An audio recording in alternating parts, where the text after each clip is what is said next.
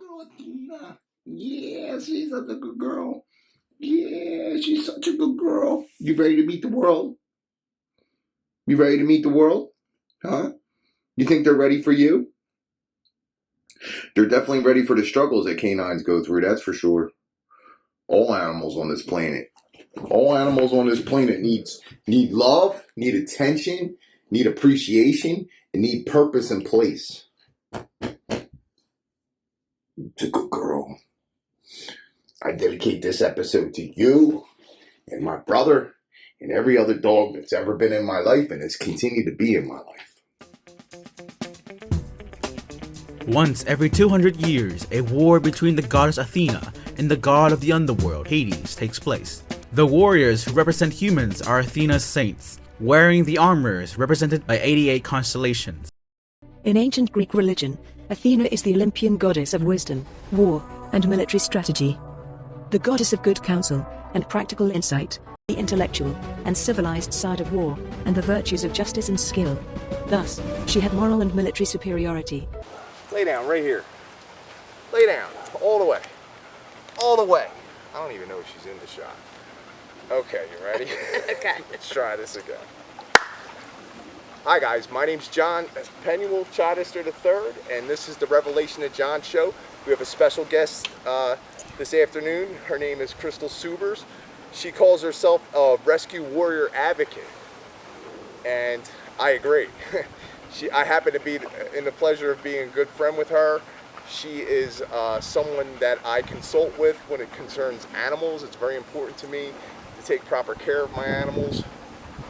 And when I say that she's a rescue warrior advocate, I mean, like, there's stuff going on that a lot of people aren't aware of, and there's a lot of boots on the ground work by a lot of great individuals. She's one of 3 guests that we're going to have on the show. The second guest is going to be Kat Alston. She is going to talk about dog training, some tips, some pointers, and even if you yourself are not a pet owner, understanding the communication that occurs between you and animals is extremely important.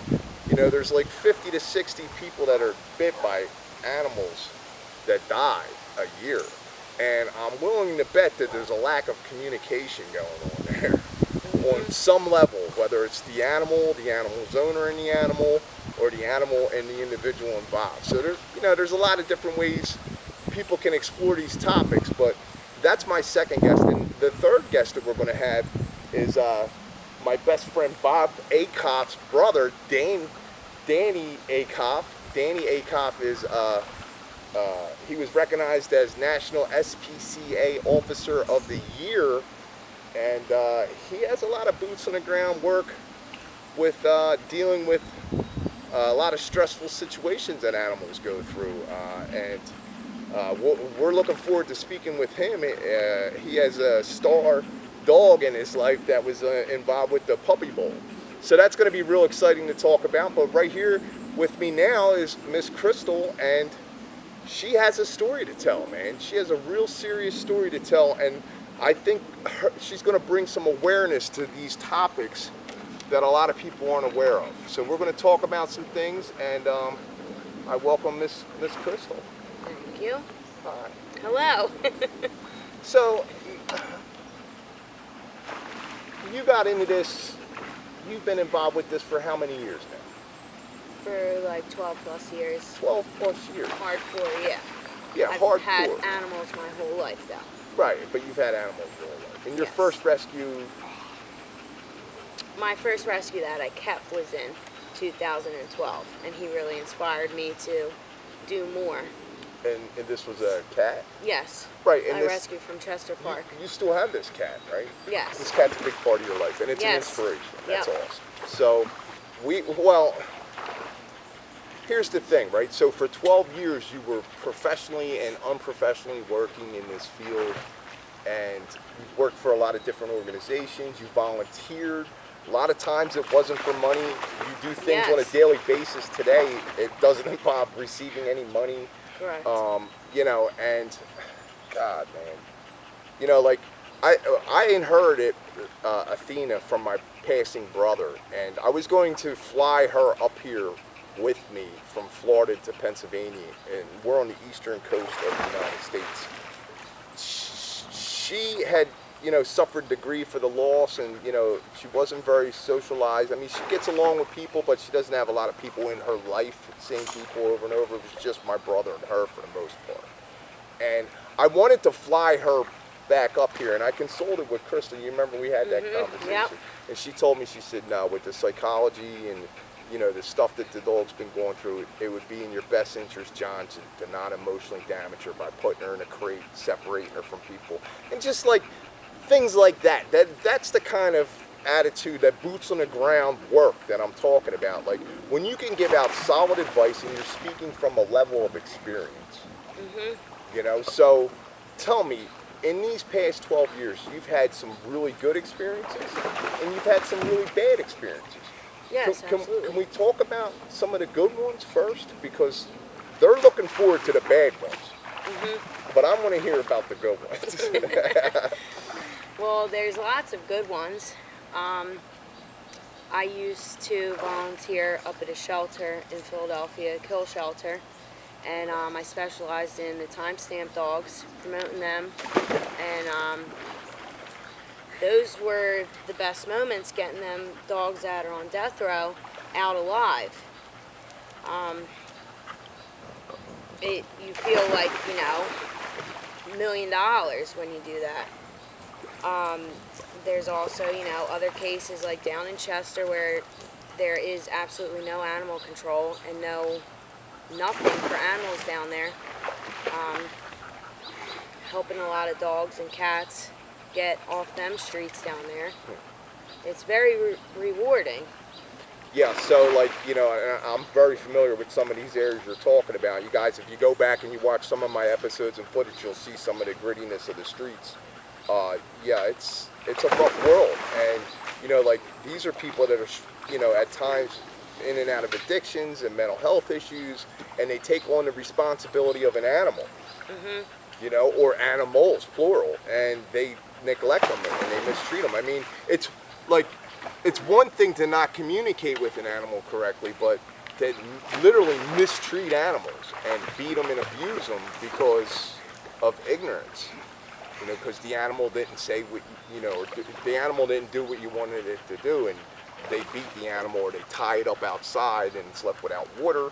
Yeah, you find all the time. All right, so the bad situations, here we go. Go ahead. Yeah, lots of them. Yeah, lots of them. Dogs left out, you know, in the heat, the cold, and the laws for these animals The really penalties don't are crazy. protect the law. Yeah, there's no animals. penalties. There's no penalties. And then slap on the wrist. And these people the next day can go out and purchase another animal or pick up another animal. In a lot of cases, adopt another animal. You know, that's crazy. Yeah, it is. That's it's crazy. terrible. Yeah, so I know it's hard, but, you know, you want to talk about some of the worst things you've seen? What was the worst thing you've ever seen? So when I was at the Philly shelter, ACT Philadelphia, yesterday was actually a 3-year anniversary of her passing. I was in the kennel area putting a dog away, and I heard a dog literally screaming. I've never heard this noise ever. So I hurry up, put the dog in the kennel, go check out, see what's going on. I see down the road there is a vet tech standing there outside the kennel with a stick, and the pre-youth needle is on it. And at that time there were no timestamp dogs, and we had space in the kennel area. I also seen a kennel attendant who was a known monster when it came to scared dogs. He had no idea how to handle them. He would just throw himself on them, and that's the worst thing you can do with a scared dog. It breaks their trust. So he's in there with the catch pole, and once they walk away, I see which kennel it was. The dog's name was Lotus Flower, and she had blood all on her neck. There was drops of blood all in the kennel. This dog was brutally murdered, and she was 1 or younger. She was a very sweet, mellow dog. She was just very scared. and she didn't have the confidence yet. I was trying to work with her days prior, but she wasn't ready to step out of the kennel. And I had no idea this was going to happen to her because, as I said, there was no time-stamped dogs, and there was space. And I ran to the management asking why this dog was just murdered, and you know, they tried to justify it, said she tried to bite Overly a staff aggressive. member. They put all these labels out there, right? Yeah, they judge dogs, and 90% of the time they're wrong. I could never see this dog These are trying people that are supposed to, bite. they receive money from, where does this money come from? I mean, that you know of. Like at ACT. Well, at any of them. I mean, like, Well, they get most are grants, donate- right? Isn't this what Yeah, this some grants and places get donations grants. from viewers like you?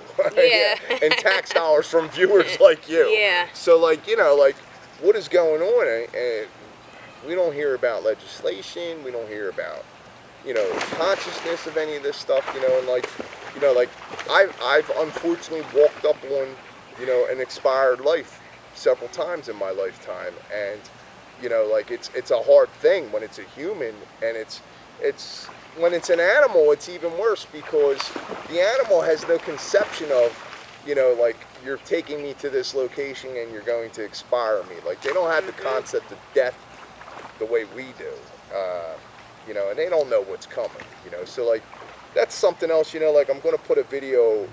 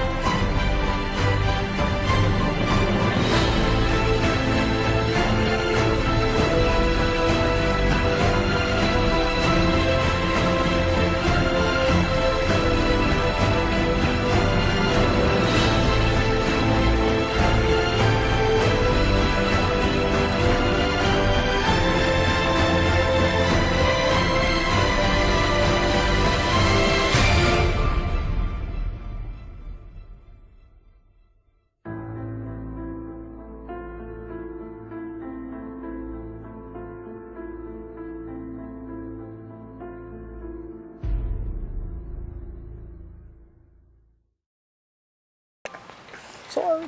All good. All right, so, yeah, so in that video you'll see that there was an animal that was put to sleep, and it was euthanized and his owner wasn't present. So like this is a very serious topic. 2.7 million animals in shelters yearly are murdered. So like I like how you use the word murder. Yes, Krystal, because killing a healthy dog is murder. Yeah. That's what it is. Yeah. You know, Yeah. it's interesting because I drove back up here from Florida with her because of that situation. And we crossed a lot of land. I mean, like miles and miles and hundreds of miles of trees and dirt and rock and stone and mountains. We went up through North Carolina, whatever. And there's so much space on this planet. When you hear things Yeah. like population control for people, animals, all this stuff's bullshit. There's plenty of room for everybody to be very comfortable.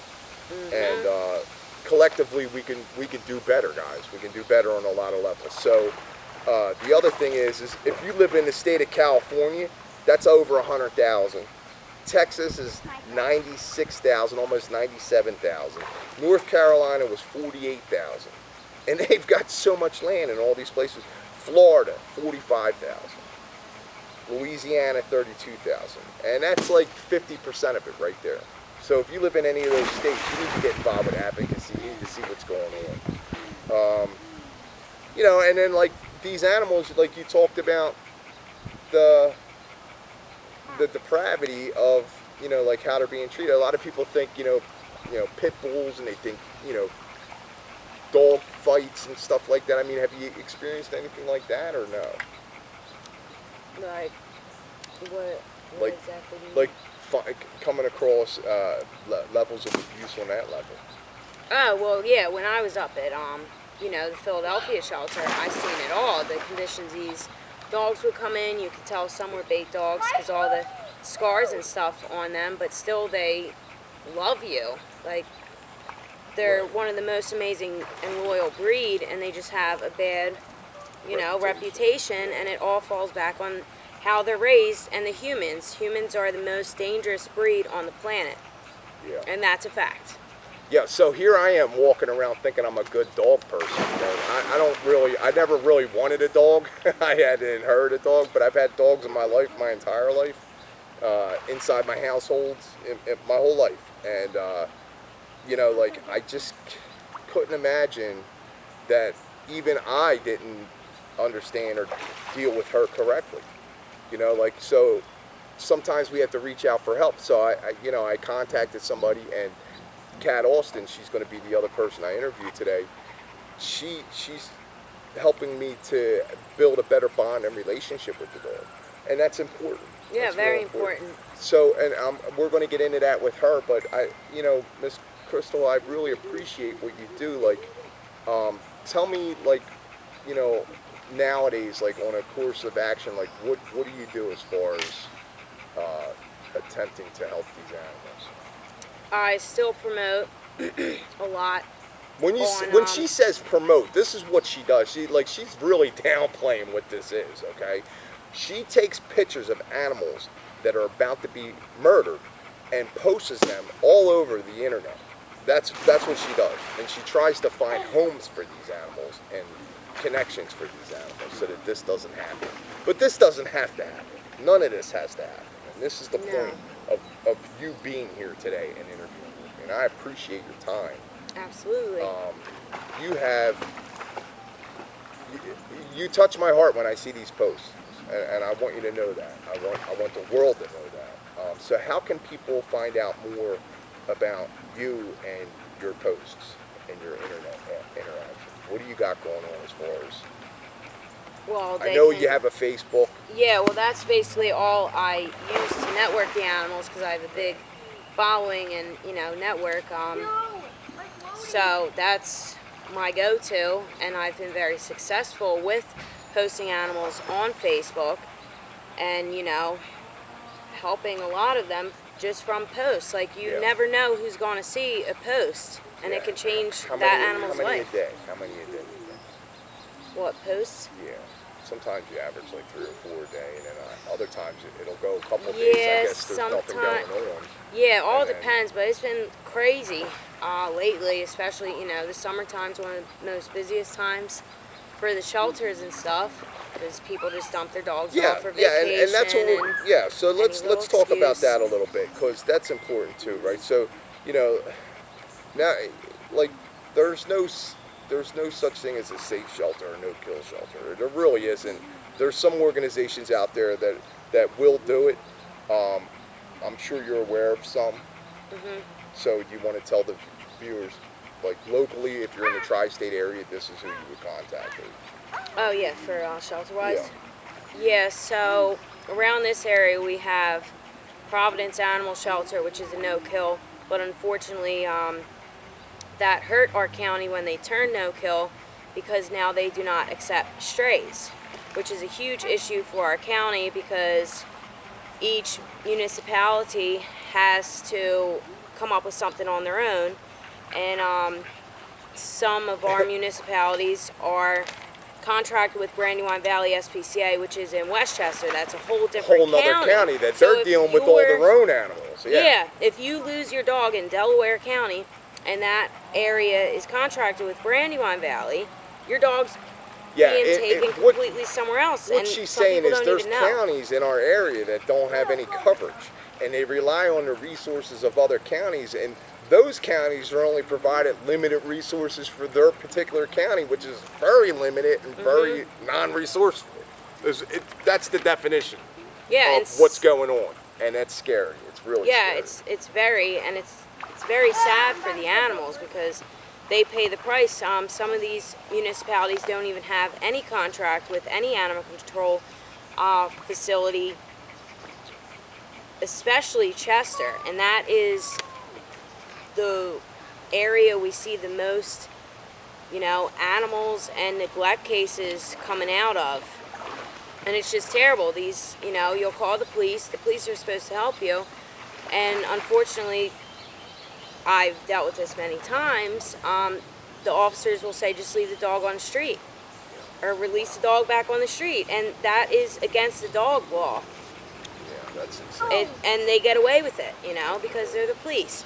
It's really, really sad and corrupt, and it all comes down to political nonsense. Yeah, as usual, government Yep. is slavery. Government is slavery, guys. Like, this is what we talk about all the time on this, on this program. So, like,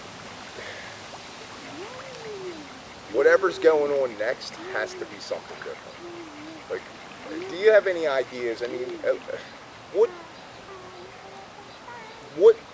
I mean, I've got some ideas. Like, some of the ideas that I would come up with look like this. Okay, so the biggest reason for people taking animals to these shelters is what?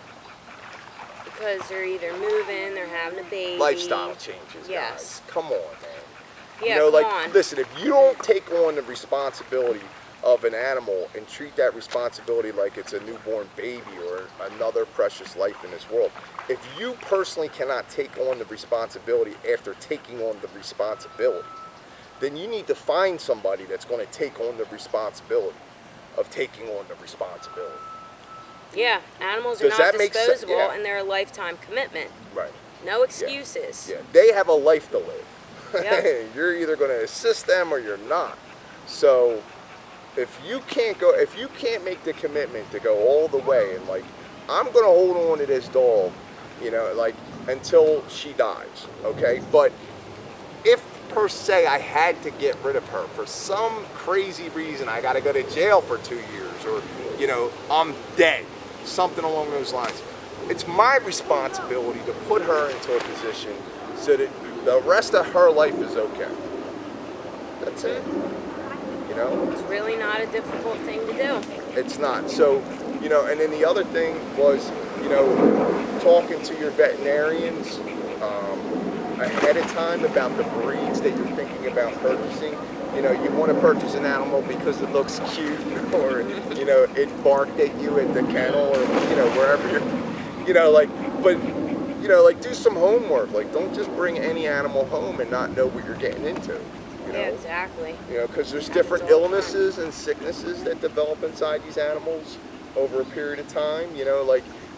Unless you know about the breed, like, you're really just hurting them. So, I mean, what do you have to say about the breeding practices? Because I know you wanted to talk about that a little bit, like, and the puppy mills, and you know, all the stuff that goes on the end of the commercial side of pushing this all out there. Yeah, well, you know, breeders are the reason everything is so overpopulated.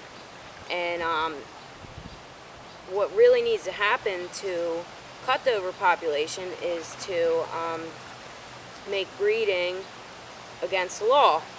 But unfortunately, I don't think we'll ever see that happen. It's just disturbing and disgusting what some of these people do. They use these animals just for profit. Financial. And they overbreed these dogs, and the then they get conditions that they're kept in. yeah, they get like serious illnesses like pyrometra, which can be fatal. That also can happen to animals that are not fixed. It happens in the females. If they're not fixed, they can develop that, and it can be fatal. It's very, very bad. So it's very important to get your animal fixed, not only to prevent, you know, babies, but prevent cancers and stuff like that in the animal, males and females. Hey, look at me. Look at me. Look at me. Look at me. Look at me. Hey. Hey. Look at me. Come on, look at me. Right here, look. Right here. Hey. Look right here. You're safe. Everything's good. Hi, Bob.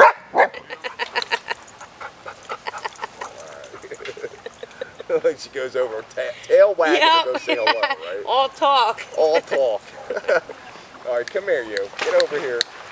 Well, I guess she could play. Proper care when it comes to animals. Like, you got any suggestions? I mean, other than like things like toxicity, you know, like what you're feeding them. Like, what kind of suggestions would you make for somebody that's interested in being a dog owner and like, or has a dog and wants to be a vet owner?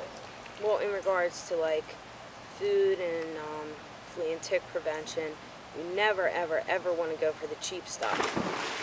You know, the saying, you get what you pay for, that's exactly what, you know, goes with that, you know, like... and you got to remember, like, these are animals, they're low to the ground. So, like, wherever their, like, noses and tongues are coming into contact with on the ground is, you know, that's like us holding a cup to our mouth. Like, they're always putting their nose in any water puddles, anything they see. It's very common practice for an animal to do that. And I've witnessed this going on all the time. So if you have, like, you know, some kind of chemical that's spilled or antifreeze that leaked in your driveway or something, like, these things have to be dealt with. Oh, yeah, definitely. So, you know, like, let me see what else we got. Poison control, toxins. I don't know. And There's you so never many want to different over-vaccinate your pets. Shots are actually known cancer-causing, so you really want to watch. You know, the vets a lot of times are out for money, so you know, not all about all that stuff. You want to get what, yes, that is very important, and you only want to get what they absolutely need. Yeah, you don't want to overdo it. In fact, when I got this animal here, she had a prescription that she was on that she no longer takes. So, like, that's, you know, like the benefits of doing your homework and looking into things. And well, I thank you for your time, Miss Krystal. You know, like, of course. I thank you for your great work, the great work that you do. Absolutely. I'm going to definitely have you back. We're going to do other things, and I really appreciate having you in my life today. Yes. So, you want to tell anybody, some of the organizations that, you know, that you do approve of? I mean, well, I would like to just say, if you're looking for an animal, cat or dog, the ones who need it the most are up at ACT Philadelphia. That's 111 Hunting Park Avenue. They kill for space there. Many very, very amazing, loving dogs there. And, yeah, like I said, they need the help the most. And you will not regret it. Rescue dogs, they know when they're rescued. believe me, I've seen it firsthand.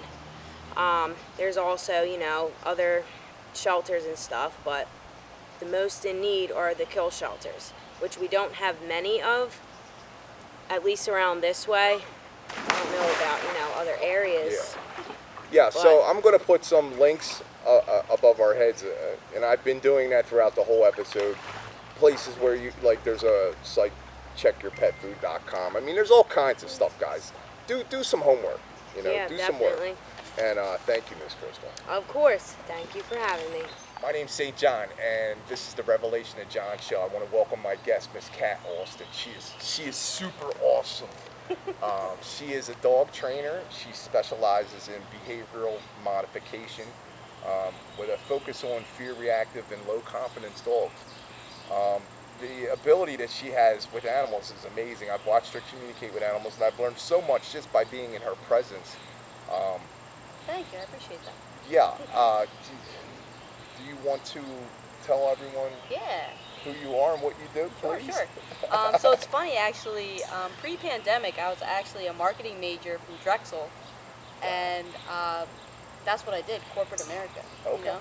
And all of my dog training experience was all from volunteer work from when I was a kid to raising my own dogs, neighbors' dogs, training everybody along the way. And then the pandemic happened and just, you know, made me reassess life and what I wanted to be doing in it.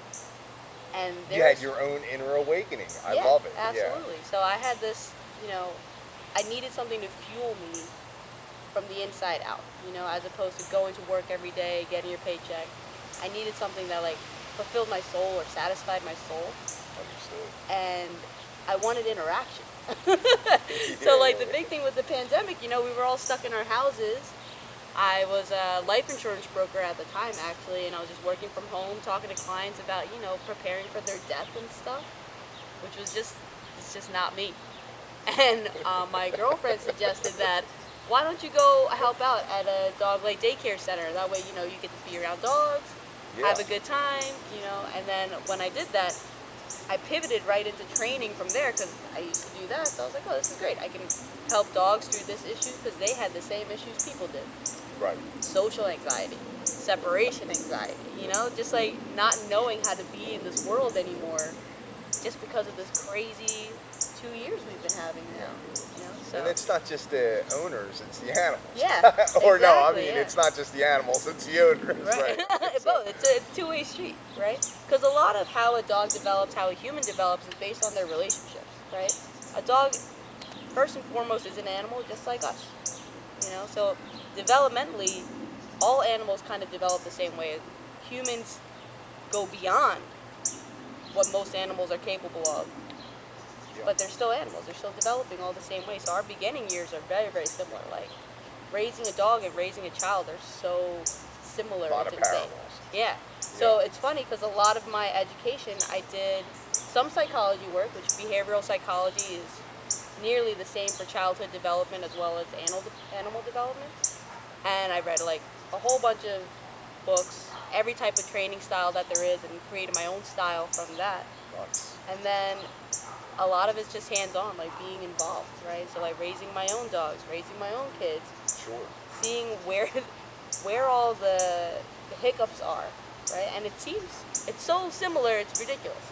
So when you see my training style, it's very close to my parenting style, except I'm definitely more patient with dogs than with kids.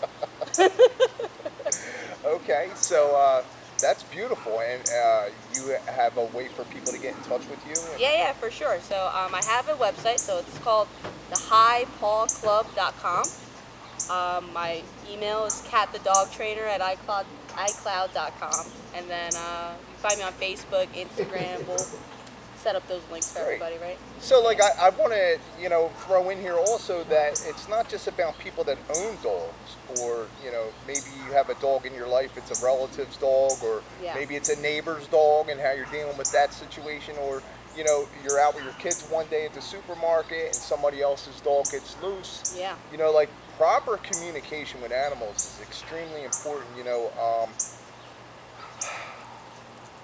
What's up, sweetheart? the horrible end result is that someone can get hurt. Yeah. You know, and we wouldn't want to see our animals get hurt. We don't want to see people get hurt. The other thing is that when there's a miscommunication with the animal, that people take the animal back and they return it, or they take it to a shelter, and you know, like the worst case scenario, like I spoke before, euthanized. No, That's I'm glad you horrible. brought that up, because that's in this 2-year pandemic mode. That's exactly what happened. Beginning of this pandemic, people were so lonely, wanting companionship. Shelters were cleared out, right? Every dog was adopted. There wasn't a dog to be adopted because everybody had a home. But then if people started going back to work, all of a sudden the dogs, They're in the way. They're in the way. Yeah. Now all of a sudden the animal's in the way. Right. It's not the owner in the way, it's the animal. like, they're no longer useful, so they got rid of them. Yeah, I just really appreciate you and your gentleness with the animals, and just your overall understanding. So talk about some of the basic things as far as like communication with an animal and how it Yeah, occurs. for sure. So one of the easiest things we can all learn to do is the correct way to approach an animal, right? Dogs, I think, are so obvious with their body language of how they're feeling. Like, for example, if you look at Athena here, right? She actually has very relaxed ears. They're off to the side. She's got her mouth open. She's breathing calmly, giving you good eye contact. You just want your limelight. I see you. You want your 10 minutes of fame. But like reading a dog's like ears, seeing their mouth, right? Seeing their tails. Tails are probably a dead giveaway. Dead giveaway. But like a lot of people don't read it correctly. So like if they see a dog's tail wagging, they just assume that's a happy dog. Right. Not true, right? So if the dog's tail is up high, wagging fast, that's a happy dog. That's an excited dog. But if the dog is tail is down in the middle, wagging very low, that is a nervous dog. And you see a dog with a stiff tail, that's when you know not to approach. So right? slower and lower means fear it's like and lack of confidence in the situation at hand. Exactly, Yeah, yeah. So that's it's like, great. that's move slow. That's like the yellow light. Like, that tail's up high and wagging, that's a green light. Go ahead. You can approach that dog. Tail in the middle and low and slow your roll. Right? And if that dog is stiff, don't come any further, Don't even make eye contact. You want to turn to the side, show the dog that you're not a threat and you're not going to invade their space. Because I think, people are the same way. Sure. But we're vocal. We can tell each other, it's like, hey, back up. So Right. what would be some of the communications that you would really like caution, like the red flag, this animal's either injured or hurt or, in desperation or something? What would be some of the signs? Some of the easiest signs about the fact that the dog does not want you to approach or does not want any interaction with you or is in pain is going to be a shrunken down body. So you're going to see them kind of curved in from like head to tail, like making this like curve down almost into a ball, right? Where they're kind of trying to create a safety net for themselves, right? So they're balling themselves up. Their ears are going to be like glued backwards and their tail is going to be tucked in, right? So that is like extremely fearful dog or hurt, right? Either way, you still want to approach with extreme caution then, building your way towards trust with that dog, saying that you're going to help them, right? Even with, in a dangerous situation, I mean, always use caution. You don't want to just approach every animal. Yeah, for sure. Yeah, one of the biggest things that everyone should stop doing is throwing your hand in the dog's face. Don't do it.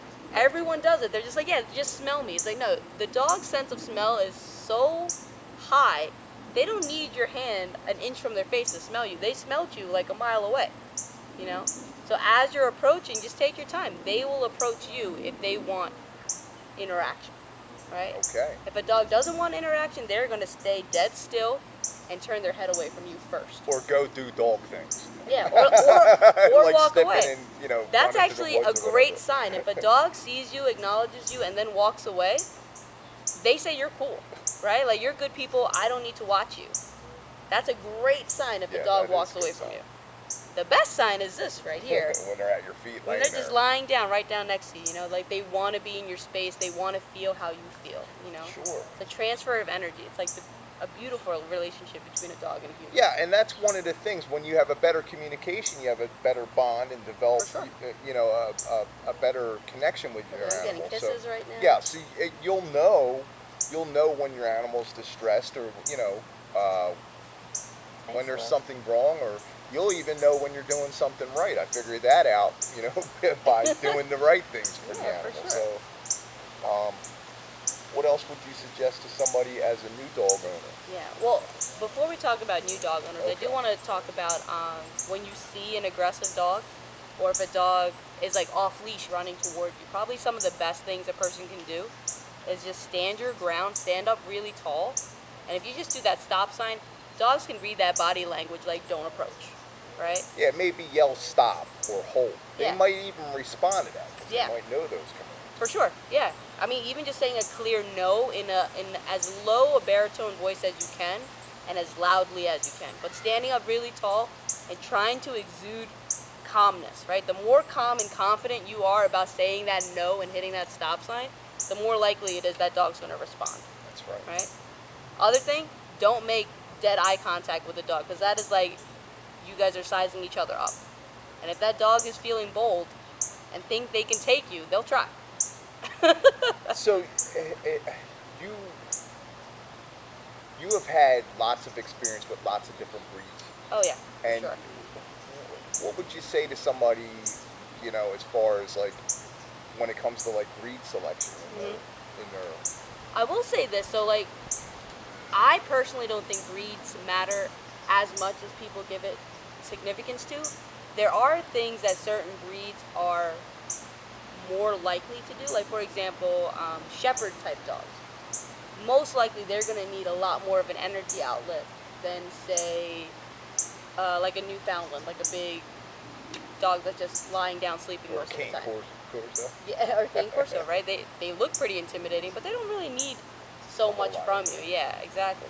So it's really like understanding what the breeds were bred for, right? So like if they're very job oriented type of dogs, every so often you could find the dog that's like, a border collie that's just lazy. It's a rare find, but they're findable. Most border collies have high energy and want tasks to do, right? So make sure the dog fits your lifestyle. So after you've selected like a good dog as far as energy levels, which is what I think is most important as opposed to breeds. Breeds kind of can tell you how big the dog is going to get, how heavy they're going to get. Personality-wise, it tells you a little bit, but more so the energy level of the dog is what you want to make sure is the right fit with you and your lifestyle. After that, when you have brought this dog home, do very little things, because I think one of the biggest things people do wrong when they first get a dog is expose them to too much too soon. And then that creates a lot of fear with the dog because they're insecure about everything that they just got exposed to. So try to do, one room of a house at a time, just the backyard, one person at a time. Don't have like a dog party as soon as you brought this dog home. Some dogs, rarely, but some dogs will love that. Will love having a party, love everybody. Like, nothing could be wrong in life, but that is a rare find as well. If you have one of those dogs, congratulations. But most dogs, like most people, are going to be selective about how much interaction that they want to handle, right? And at first, just make it a little bit at a time. Show them that, like, you show your animal that you're going to protect them, right? You're going to protect their space. You're going to make sure they don't get overwhelmed. They don't feel insecure. And then you don't have to worry about calling a behavioral modification dog trainer down the road. Okay. Because you took your time with your dog. Okay, Right? right. So there are situations where people will go and they'll get an animal, and then the animal may have had some kind of a trauma or Yeah. abuse in its past, For sure. and like that would be a good time to call a behavioral modification. Absolutely, yeah. And other things too, maybe for basic training, things along those lines. I mean, Yeah. what's typically the average customer and client that you get as far as? Generally, it's most of my clients are people that have had their dogs for like a year or two and have had problems for a year or two and just now have started lashing out because they can't tolerate it anymore. So they're aggressively going after something, right? Which a fear-based reaction isn't necessarily aggression. It's just really trying to ask for their space, right? So most owners wait to the point where it seems like their dog is going to attack someone before they start getting any kind of training for their dog. So that's a lot of like, reactive training. So it's called counter conditioning, where we are trying to teach your dog how to respond to a stimulus differently. But after it's been so ingrained into their brain for years, it's going to take a while to make them have an instinctual different response to something. So like people have to understand that it is going to take time. You don't necessarily have to have a trainer with you for a whole year. You could just have that trainer for a month or two. They've given you the tools, but you have to be diligent with your dog. Like take the tools that your dog has learned, that you have learned, and make sure you're continuing their learning and their desensitization to whatever it is that's causing their trauma. Right. Which a lot of times we don't know what it is. We just know they have a reaction to something. But Sure. generally during training, it gets exposed. You can kind of take a guess as to what it is that caused that trauma. Yeah, that's good stuff. Wow, I'm always blown away with your knowledge and versatility with the topic. I'm obsessed with this topic. That's why I do Here's it. the thing, right? So like, and you're a great dog behavioral modification dog trainer, therapist for the owner and the dog, right? So let me ask you, what are the things that people would want to look for in a dog, a dog trainer or Yeah. behavioral mod? What are some of the common Yeah. things that you would hope that someone would, Right. So have and possess? Because you pretty much have it all, and I'm Thank plugging you. you. Your ads are going to be everywhere here, and but I want to know, Yeah. because there's people that are watching this that are way too far away Yeah. to utilize your service, obviously. But what would you suggest for those people looking to get something? Yeah, so when you're looking for a good trainer, I think one of the first things you want to look for is how they communicate with you personally, because I think that's where a lot of dog training is hit or miss. They could be fantastic with the animal, but if they can't translate that information to you, you're not going to have a long-lasting effect with your dog, right? So you want to make sure it's somebody that you mesh well with, that communicates well with you, that you really understand what they're trying to coach you to do. Because most of the times dog trainers are also coaches, right? So like we're trying to impart the knowledge that we have to you so you can carry on with your dog, because we're not going to be there all the time, right? Right. And like, yes, your dog's going to behave great with me, but they have to do that when we're not there, Right. right? So number And one, we wanna, make sure. we want to try to incorporate it with other people that are involved with the dog Right, too. exactly. So like if you got the So information my downloaded- responsibility as an owner of an animal is when you give me the information or I find the information, and then I have to transfer it to the others around me. in the Exactly, yeah. Any other humans that are in the inner circle of your dog's life should be on the same page with you, right? So like Right. whatever your training goal is, or whatever rules you have with your dog, they have to be laws, like there's no ifs, ands, or buts. That's the rule, that's the law of the household. Everyone's got to be on the same page. Otherwise it causes confusion and insecurity with your dog. Like Sure. if, it's one way with one person and one way with another, what's the truth?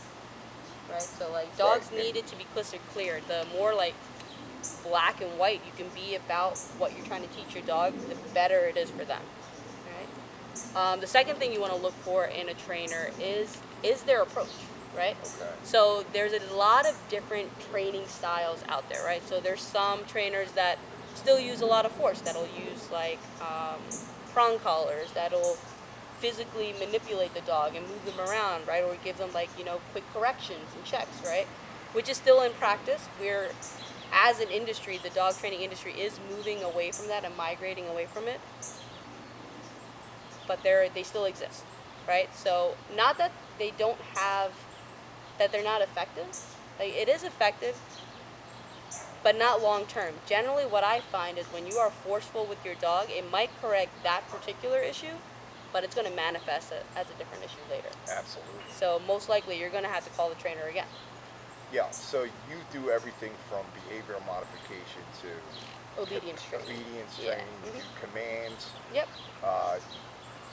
Really, you inform the owner and practice a few Yeah. times. That's what Mhm. goes on in these sessions, right? Yep, for sure. Yeah, Mhm. so there's a good connection there. Yeah. I've benefited greatly with Athena, just having the 2 visits that we've had. A good trainer does what? An initial interview with the animal and Yeah, the like an owner? evaluation. Yep. Yeah. Mhm. So, and what would you recommend? Like, I mean, I know that there's some animals that have you know, severe needs or Right. severe situations. But you know, on average, you have two types of structures that you offer, like. Oh, yeah. So as far as when I'm doing behavioral modification, I generally have a pretty simple approach to it where I will do 4 lessons on one particular issue, right? And generally we're able to address the issue and you'll have the tools to be able to get your dog over that issue, right? And a lot of times once one issue is addressed, a lot of other things will start clearing itself up. Right. Right. You want to start at the top of them. See. Good girl. That's another thing, like reassuring, right? Yeah, for sure. Yeah, always want to reboost Yeah. when they're doing something good, right? So I'm going to give you the first 3 steps you should do with the dog, especially the first time you get them, right? First thing you want to do is make sure your dog, A, recognizes their name and likes it when you call their name, right? Because a lot of times what people will do, they'll say their dog's name, and it's like always when they're in trouble, right? And your tone changes, and all of a sudden there's a negative connotation with their name, right? Right. So you want to make sure their name is consistently a positive thing, right? So, Athena. Good girl. Yes. And you want to reward them with, there's a couple different ways you can reward your dog, right? We call them currencies, but your dog is squeaking. There she goes, yeah. Let me see, release. Thank you. Yeah, See, she so, does know a couple command words Yeah. already, so. no, she's intelligent. She knows a lot of command words. Good girl. So one of the ways you can develop a bond with your dog, right, is first and foremost taking your dogs on a walk. So walking around with your dog, having that relationship with them, just being on leash, is teaching them how they're supposed to respond to different stimuluses in their environment, right? So you're going to be their primary teacher. You teach them while you're on a walk. You could even, walk them in your backyard, walk them up and down the driveway, stay on the block, go on hikes, whatever.